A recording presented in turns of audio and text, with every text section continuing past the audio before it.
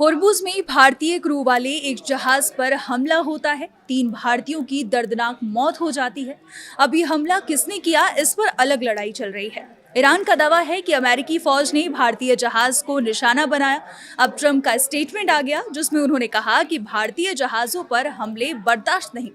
क्या है पूरा मामला, आइए जानते हैं इस वीडियो में।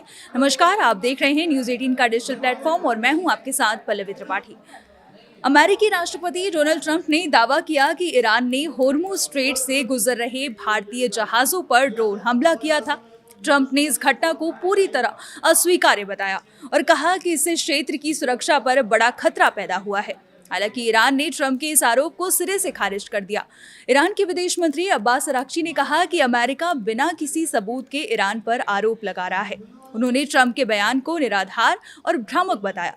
अराक्ची का कहना है कि सच्चाई ये है कि भारतीय नागरिकों की जान ईरान ने नहीं बल्कि अमेरिकी सैन्य कार्रवाई ने ली है।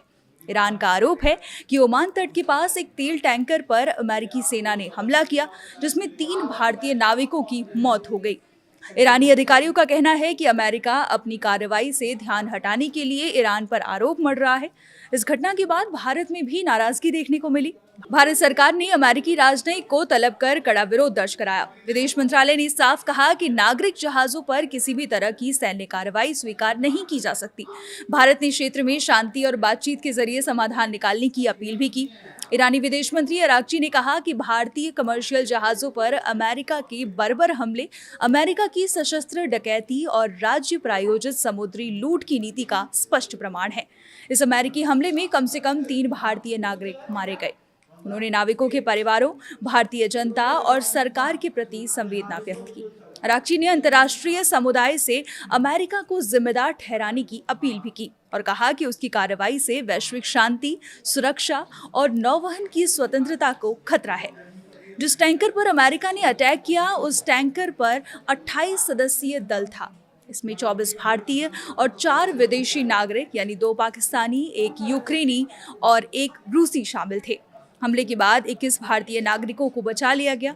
मृत 3 क्रू सदस्यों की पहचान deck cadet Aditya Sharma, engine fitter Shivanand Chaurasia और चीफ इंजीनियर पटनाला सुरेश के रूप में हुई। अमेरिका और ईरान अब ब्लेम गेम में लगे हुए हैं। फिलहाल सबसे बड़ा सवाल यही है कि भारतीय नागरिकों की मौत के लिए आखिर जिम्मेदार कौन है। ट्रंप ईरान को दोषी ठहरा रहा है, जबकि ईरान अमेरिका पर आरोप लगा रहा है। इस बीच भारत अपने नागरिकों की सुरक्षा और न्याय की मांग को लेकर लगातार दबाव बनाए हुए है। आने वाले दिनों में ये मुद्दा अंतर्राष्ट्रीय कूटनीति में और बड़ा रूप ले सकता है। फिलहाल के लिए इतना ही। देखते रहिए न्यूज़ 18।